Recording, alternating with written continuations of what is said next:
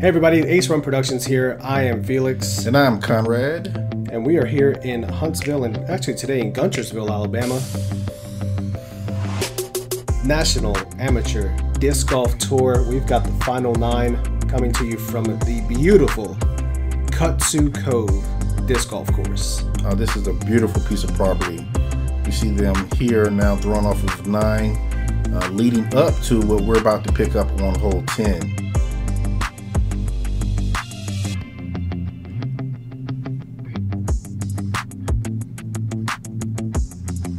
So after 9 holes, we have Jared Henderson still in the lead. We have Dillard that's going to be on the card with us, and John Loza, as well with Trey Dollar. Trey has fell back a few spots, but let's see how he finishes up these last 9 holes. Yeah, these guys are all battling for a spot. Well, actually multiple spots, but a guaranteed spot to the finals in Austin, Texas. All right, we have hole 10 here. Is a par 3. It's a nice little shorty coming in after playing that long par 4. It's coming in at 248 feet.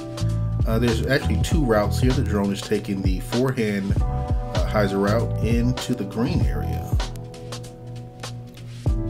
That seems to be more the preferred route. Although some people like that backhand route. It's just a little bit of a longer shot, I think, if you go backhand. Yeah, and you have to deal with the slope going away from the shot as it's coming in, where the forehand you're kind of throwing into the slope a little more. Hopefully we don't see it, because that'll mean it went a long way down. Yeah, that one's settled pretty nicely there for Jared. No roll away, and that's definitely a concern on that green. You'll see when we get closer up there. Definitely some roll away potential. We have Grant here going with the forehand as well. He takes his up higher. Oh, that's like pure. And nestles right up to the basket. There's an ideal shot if you go on that forehand line.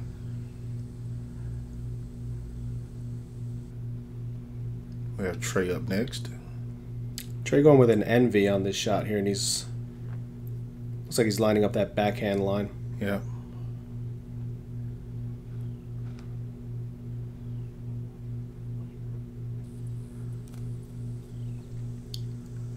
And that's what I was talking about with the slope going away from the basket and the way the disc comes in. He landed 20 feet before the basket, but ended up, 30 feet past it. Thankfully, since he was throwing putter, though, he was able to kind of check that speed pretty well at the green. And we have John here throwing next. He went a little further out, a little bit higher, so he came in a little bit more controlled than Trey did. Looks like all 4 of these guys will have a look at least at a 2 here. Longest putt coming first for Jared.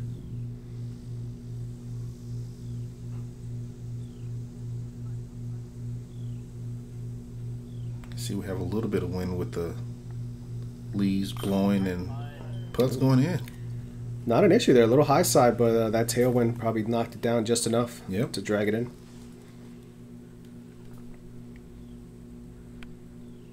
I don't recall, but does Trey also putt with envies? I don't believe he was. Oh, no. Those discs looks like they have a black rim, so they look like an MVP disc, though. But yeah.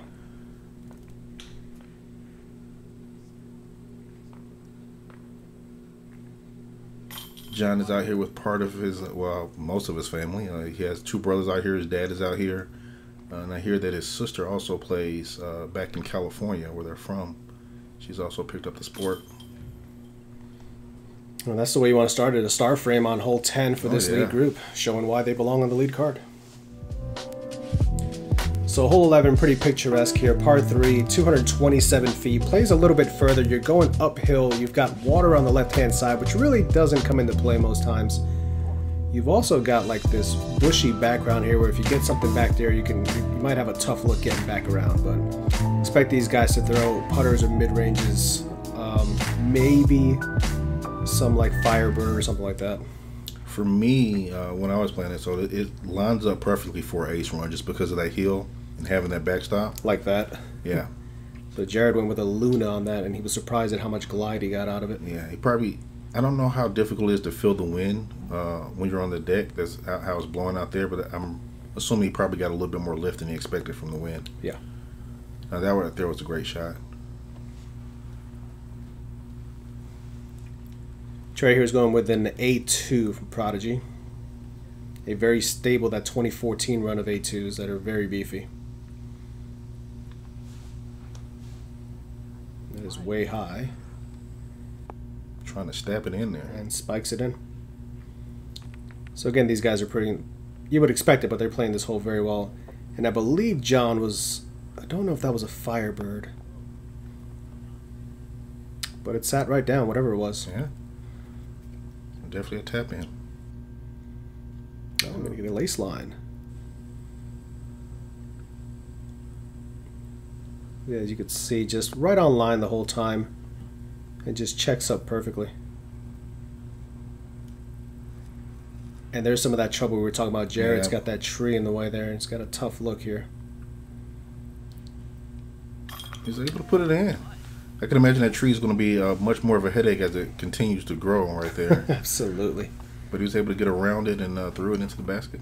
A couple of nice putts there for Jared. And from all accounts, everybody in the car was saying that the day one, he was hitting every putt in sight. So not surprising to see he's continuing that hot streak going into this final round. Yeah.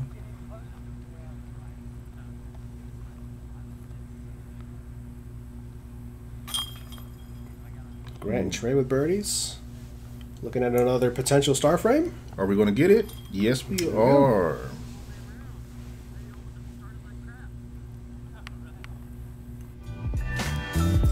All right, this right here is probably one of the most picturesque holes in disc golf here in Alabama. Hole 12 coming in at 265 feet, is a par 3. You do have the gravel road that plays OB on both sides. So you just got to be careful not to end up there. Those playing as concrete rivers. And this was another one that you just kind of want to frame up and go for. Jared again going with that same Luna. Calling for it to drop. And yeah, it just kept gliding. Well, he's well past it. He's probably 40 past it. Yeah. Grant liking those forehands. I think it's the third consecutive hole he's thrown the forehand. Is he going to get it? Oh yeah, he got the skip. It settles right in front of that rock bed. Yeah. That's a scary play, throwing anything to skip off of rocks, because you just really never know how they're going to react. This looks to be another envy here from Trey, and that's out of bounds. I know from the tee that looked like that was an ace run, and it looked every bit of it from the catch cam, but just a little too short and too long. Can I put that in the same time? I think so. Jared with a jump putt look at it. Just really trying to just get it close. Yeah, get it close and still stay safe. John with a good look here for a 2. Oh. He got it caught on his finger. Yeah, he's telling you there. Just came off and just kind of held that ring finger as he was releasing that putt.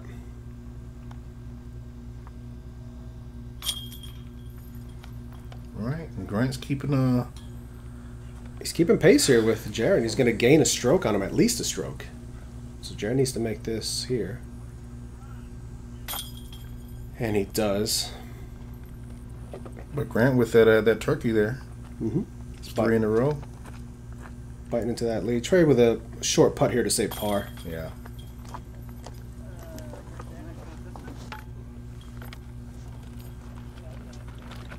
And John with what I'm sure is a disappointing 3 here after the look he had for birdie. Yeah. Look at that backdrop. That's crazy. What a beautiful... Let's just stay here for a second. Yeah. Okay, long enough. All right, so as a brief recap, we see, like I said, Grant had the trifecta there with the birdie. But everything's still... Hi, everybody. We're here on the last day of the NADGT Premier A-Tier. We're out here in Guntersville, Alabama. Kudzu Cove. Dave, you chose this beautiful piece of property. What are you thinking? Well, you know, I was looking for a gem, and we're always looking for gems during our events, and I'd call this the gem of Alabama. I didn't know it was here until recently. Probably aesthetically one of the prettiest courses I've ever been to. Got to be at the top of the Southeast. I mean, there's stuff that's harder, but pretty, I don't know. First 2 days, or the first 2 courses, I should say, we had a little switch up from last year. Last year we had Brom Springs twice. This year you had a little bit of change. Talk to us about why the change. I asked the locals if they want to play Bronze Springs twice or try something else, and they all said that Maston Lake was one of their favorites. It's nice and shady. You know, it's Alabama in August. So I took their advice a month out and made the change, and everybody seems kind of happy with having the Maston Lake as the second course and then coming here on Sunday. But I think next year what we're looking to do is have the 3-day A-Tier, Friday, Saturday, and Sunday tee times, 1 round a day here at Kudzu. No reason to go to the city. I think a lot of people are going to like that. Yeah. The tour's been rolling this year. You guys are putting up sellout after sellout. It's growing year over year. Are you happy with the progress you're making? Oh my God. You know, it was tough to get through the COVID, but my staff and I, we fought hard. We worked daily, and we're the only game in town. We've got our championship. It's still happening in November. It'll have $40,000 cash added. I mean, it'll probably be the biggest payout of any tournament this year, not just AM's going pro, but any pro tournament. And we're proud of it. I mean, everybody supported us, getting the hang of it. National Amateur Disc Golf Tour has a little different feel, you know. And the fact is, we've been on. We're not new anymore. People know it's not just a, collect the money and leave kind of thing. It's a give back and keep growing. So we appreciate everybody's support. Little check-in with Dave there on some of the thoughts about the NADGT Tour. Definitely, if you guys see these events coming up in your town, check them out. They're definitely worthwhile. Dave does a great job with the tour. You guys see the covers. These are spectacular events. So hole 13, par 3, 371. Again, thrown towards that river. We've had a bit of a right to left wind, I think, the entire day on this hole. Yeah, and this other place considerably shorter than that just because of how much downhill it is. Yeah. You want to throw something out wide and then just trust that it'll dive in, but that's there you go. That's too far out and just not far enough right. Yeah. Or either too high if you had to just switch one of those combinations. And for the third hole in a row, Jared is going with that Luna, and he's kept this low online. Yeah, probably about 28-ish, somewhere around there, close to 30. Yeah, close to 30. See what Trey does here. That's too high. Yeah, that looked like that came out with too much hyzer as well. Yeah. Yeah, that's trouble back there. Yeah. Let's see if John can make the correction after what he's seen. He's kept this lower. Yeah. Looks like he's using a slower speed disc as well. That's pushing forward too, and that's back there too. Yeah. Yeah, it comes up on you quick. 371 probably plays closer to like 300-ish, maybe even shorter than that. I say 320-ish. Yeah. It just really depends on how that wind is going on. Well, Trey made it out. Yeah. Still has some a work look. to do. Yeah. Grant's working his way in here. He's probably going to disappear in a second here, never to be seen again. And he's gone. Where is he? Where is he? He is now part of Kudzu Cove. That's a good out. That look like he give that a bid from out there, from in there. Here we got John. He's got a little window. Yeah. John loves running everything, so I would assume he's going to give this a run. Oh, yes. That was a great run. Just off the top. From out of there, especially. Yeah. No fear, because there's a bit of a rollaway potential there with OB. And LB, yeah. Jared thinking this one over. He's just in circle 2. A little low. Yeah. He knew it out of his hand. One of his card mates said that was the worst putt that they've seen out of him this entire tournament. John dumps in his par. Trey's got just this for cleanup here for a bogey. Oh, the splash out left. Just pushed it. Yeah.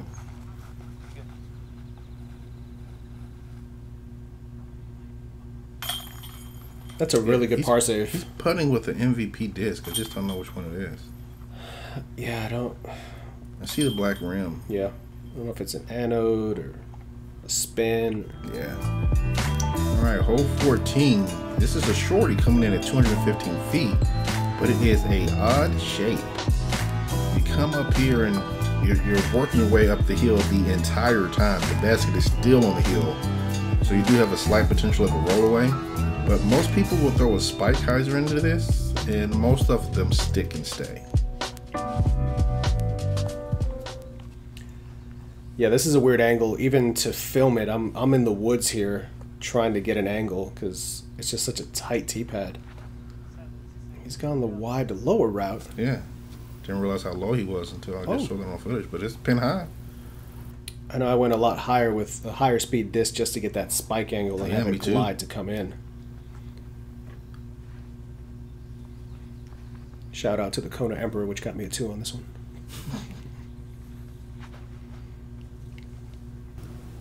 Jared going wide. Yeah, that'll leave him some work there. He's probably close to 30-ish, maybe a little closer.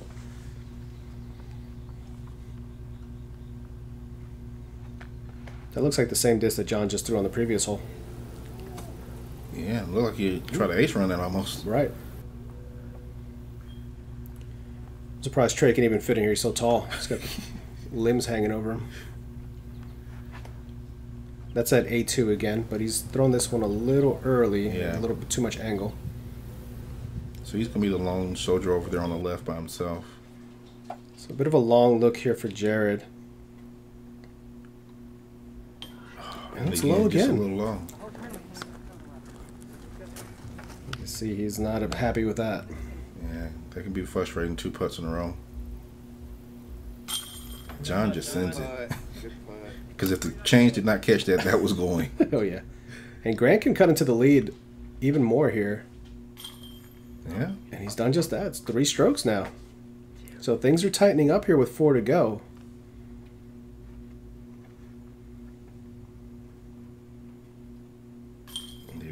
Trey bounces back from that double with a nice birdie there. And Jared's going to be the lone par here. Yeah.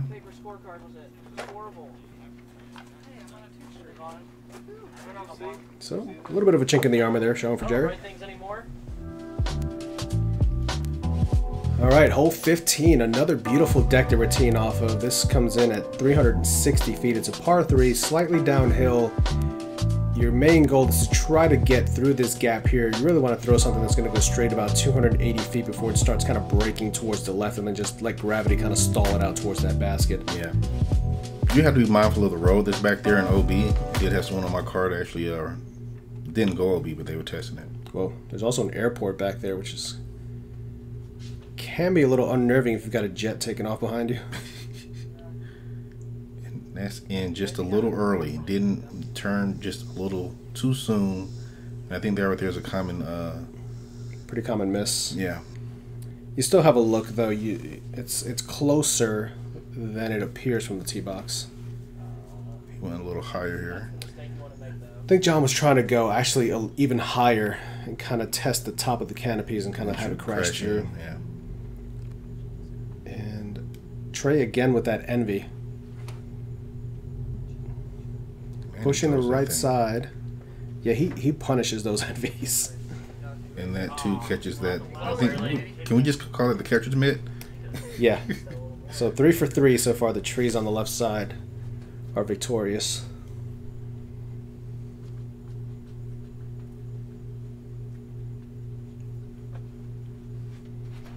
Jared going with what looks to be a mid-range. But he really sends that.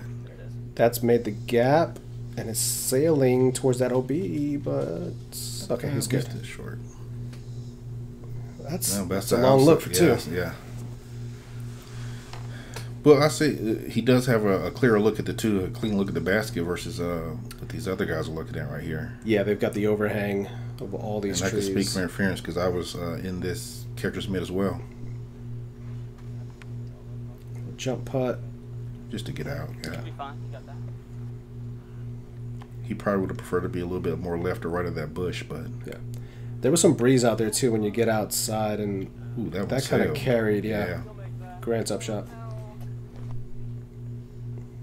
And Trey pushed through further than I thought. Give it a valiant bid.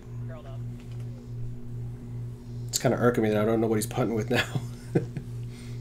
Long look here for Jared. Looks like the wind's calmed down. Oh, yeah. Wow. That right there was definitely a circle. That might be a circle 3 as long as it takes him to run to the basket. Get a run back. Gets it nice and high. You can tell that commitment. Yeah. It's a pretty neutral putter because he just stayed on that line for as high as it was. Yeah. I wonder what he's putting with. Here you go wondering about people's putters. That's all I ever wonder about. Grant there hit the lone mozzarella stick out there. John cleans up his par. Yeah. You know Grant is asking why is that pole still there. Trey cleans up his par. Trey looks like that one big 12-year-old on the Little League team that's just way taller than everybody else. Everyone's asking, is he really 12? Let me see, have a little red here on this recap with Grant taking a bogey and Trey taking a double on 13. Hole 16 is very picturesque as you come outside of the gap. You do have to worry about the road long being OB. The gravel road does not play, oh, it does play OB. That plays OB as well, so you have two OBs to contend with as you come through here. Weave through and around to get to the basket here, and then with the basket there's also OB to the right, the gravel road. I can tell you from experience that is OB as well. I like this hole a lot. It actually tests multiple shot angles. You have to be good at delivering at least two high-quality shots to get a birdie on here. Yeah. Jared goes with a forehand, and he's safely out into the middle there. I think the forehand is the safer play. There is a play for you to throw an unstable driver out, but then you have to worry about the wind and what it may do. And there was some headwind, and that he flirted with that tree the entire time. I think I heard a leaf. I think I heard the leaf. And Trey's going with the backhand. He's throwing a wraith here that he says is pretty flippy. He's actually trying to, believe it or not, get there. Oh, that's turning though. That headwind kind of. Yeah. Oh, that's a cut. That needs to sit down. Sit down before the road. It's curling. All right. He's safe. Yeah, that's the only concern about the backhand, I think, is that turning over and hitting that angle and rolling toward the road with the downhill slope. Yeah. Grant going with a higher forehand here to just kind of stall out. And he's coming back towards that gravel road, but he sits down safe. And I don't know if that was intentional or not, but he had a great line for a second shot. I've never thought about being up that high. Just have that line come in for the second shot, and that right there is a great shot. That's fantastic from up there. Yeah. Wow. The typical landing area is here, and there are two lines.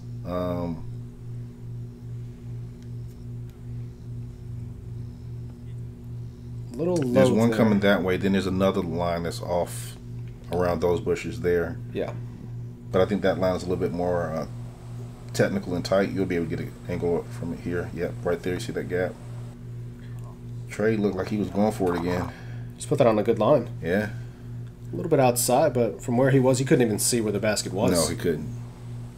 So Jared's trying to get up and down here. Everyone deciding to go to the right gap. Looked like he was going to throw it into that bush there, but and he's right by Trey, so they'll have a couple of longer putts for three. I bet you John is going to send this. Oh, yeah. Commits to it. Oh. Just behind it. Yeah.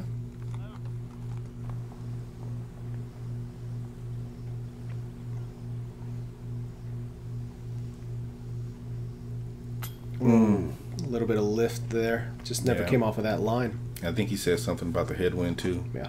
Just before Jared putt. Jared looking for another birdie. Oh, elevator down. Yeah. So Jared's built that lead back up again. Yeah. With just two more to play. Grant set. What? Center putt. Center putt. Center putt. That's a dead center putt spit out. Yeah. These baskets don't normally do that. That's gotta hurt. You've done everything you were supposed to do there, and you don't get the reward.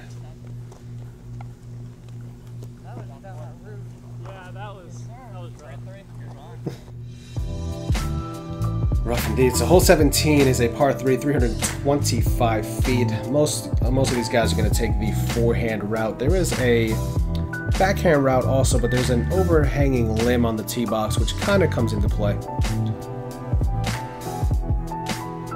You see here the backhand route with the drone's taking. There's also that slope to contend with, as if you come in on the backhand, that can kind of drag you away from the basket. That, as well as there's OB on the back, on the right side. There's an OB rope.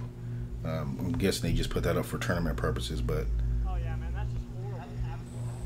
And Jared pures this forehand after saying, you guys want to see how bad my forehand is. And he puts it inside of 15.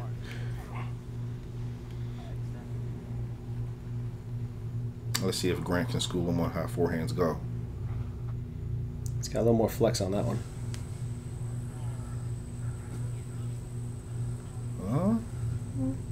Inside the circle. Still putt, yeah. The way these guys are putting today, those probably won't be an issue. John also looking for the forehand. That's a pure hyzer power forehand. Yeah.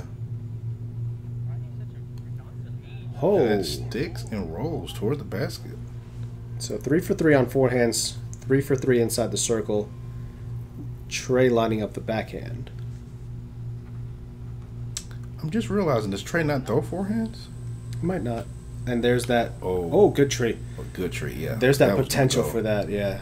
Just kind of leaking away from the basket. Yeah, with that slope.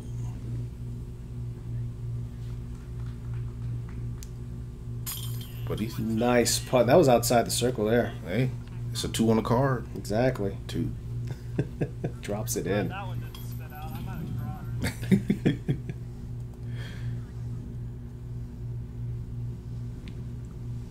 A little bit of wind picking up here, just to test your nerves.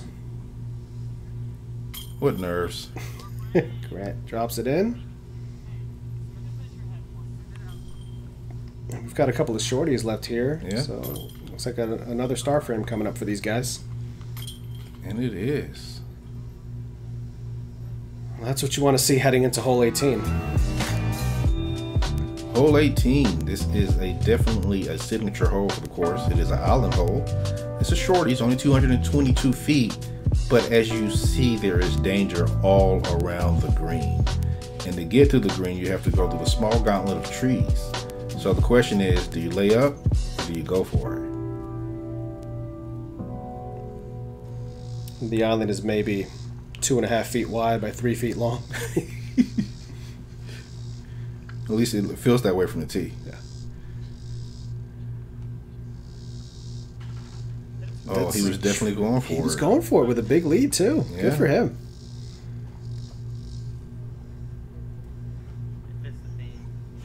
Grant's made it through the trees. Ooh, 2 through the trees to the other side. And that is Surrounded, in water. yep. OB. Luckily enough, he's in the water, but he's on top. So it's easy to get the disc. There was someone else fishing for disc, rescuing other people's discs out of there because there's a lot of disc that makes it to the water. Yeah. John with the layup. Yeah.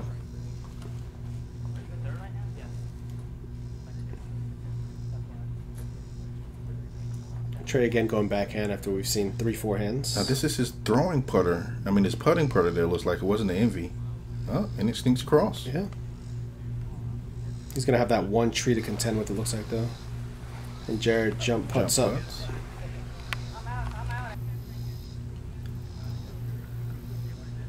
John with his jump approach. Perfect. Great. Yep.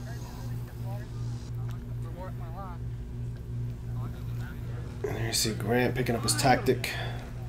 Good luck getting footing on that. It's just...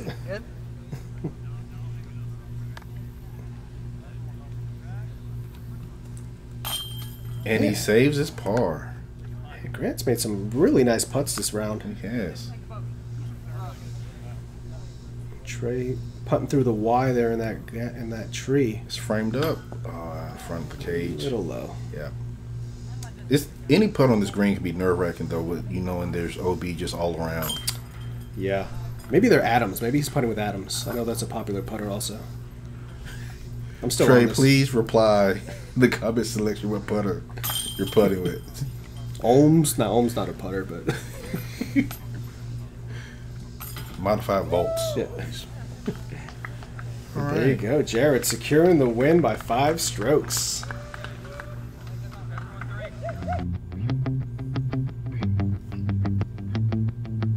Good closing out birdie par to seal it and punch his ticket to Austin, Texas for the finals.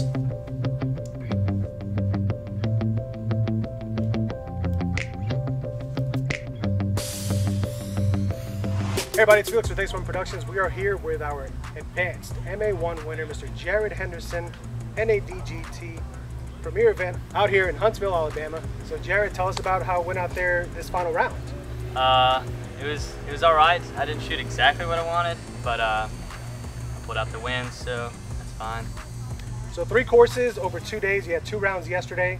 How did the 2 courses treat you yesterday heading into today? I was definitely more confident in putts yesterday and hitting my lines. Today I struggled a bit on the putts. Other than that, it was pretty nice.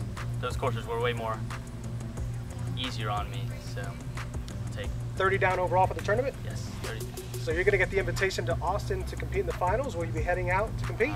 Plan on it, hopefully. All right, well there you are, Mr. Jared Henderson, our MA1 advanced winner, NADGT. Thanks for checking it out here in Run Productions. Congratulations to Jared Henderson punching his ticket to the finals in Austin. Look forward to seeing you there, buddy. A big thank you to the NADGT, to Dave Felberg, to Kudzu Cove. This is a must get to if you're anywhere in the Southeast. Absolutely breathtaking property, beautiful disc golf. Can't say enough about it. The only thing I can say is I want to go back for sure. Absolutely. That's for sure. So again, this is Conrad and Felix. with Run Productions. Thanks for checking it out. As always from Run Pro, let's get excited For some disc golf.